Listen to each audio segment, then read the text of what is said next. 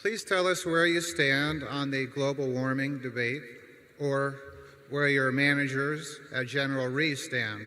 Well, I believe the odds are good that it is serious. I'm not enough of a scientist. I can't say that with 100% certainty or 90% certainty, but I think that there's enough evidence that it would be very foolish to say that it's 100% certain or 90% certain that it isn't a problem.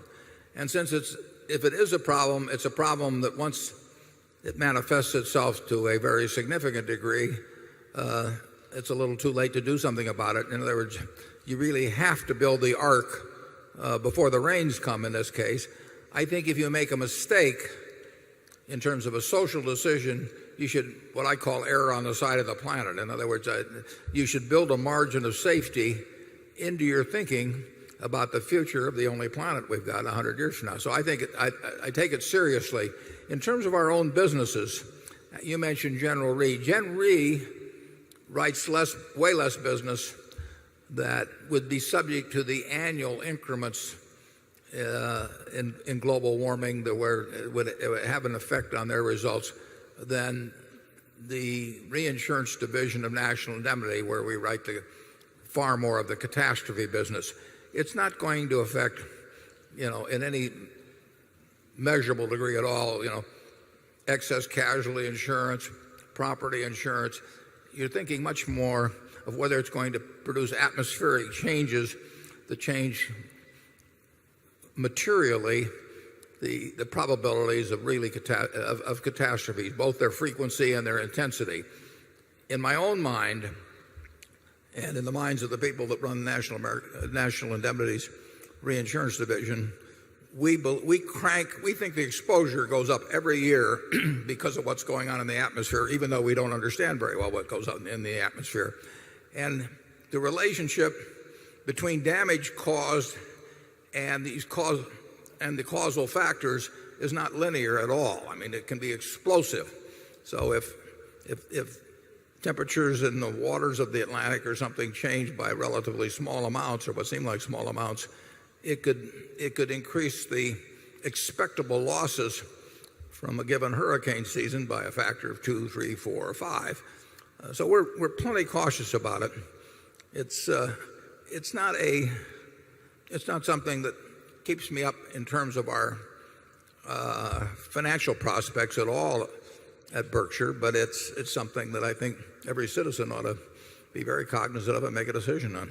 Charlie? Well, of course, carbon dioxide is what plants eat, and generally speaking, I think it's a little more comfortable to have it a little warmer instead of a little colder.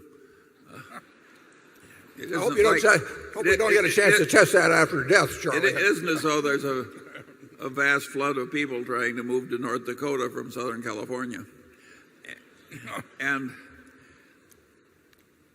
so you're talking about dislocation. It's not at all clear to me that net it would be worse for mankind in general to have the planet a little hotter. But the dislocations would cause agonies for a great many places, particularly those that would soon find themselves underwater. Yeah, I was going to ask you about how do you feel about the sea level being 15 or 20 feet higher? Well, that's very unfortunate, but Holland lives with 25% of the nation below sea level. With enough time and enough capital, these things can be adjusted to. I don't think it's a utter calamity for man that threatens the whole human race or anything like that. You'd have to be a pot-smoking journalism student or something to believe that. We're finally unleashing him, folks.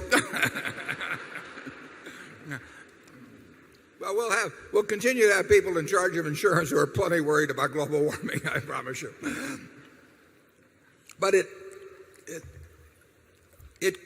we don't know. We do know that 2004 and 2005, there was a frequency, and more particularly, there was an intensity of hurricanes that would not be expected at all by looking at the previous century. And we were spared, even though we had Katrina. We were spared what could have been a far worse case by a couple of Category 5s that didn't hit the mainland. So I do not regard Katrina as being anywhere near a worst case scenario. And like I say, I don't know how much of that, I don't know whether the water is a half a degree or 1 degree Fahrenheit warmer than 30 years ago. But I don't know, and I don't know all the factors that go into hurricanes. I mean, I know that, obviously the water temperature, contributes to energy and all that sort of, but there could be 50 variables. All I know is on balance, I think they're probably getting more negative for us, and I know we ought to be very careful about it, and I know that it would be crazy to write insurance in 2007 at the same rates that it was being written a few years ago in relation to catastrophes. And since we're in the catastrophe business, that is something I think about, and the people that actually write the policies think about it as well. So it's a factor with us.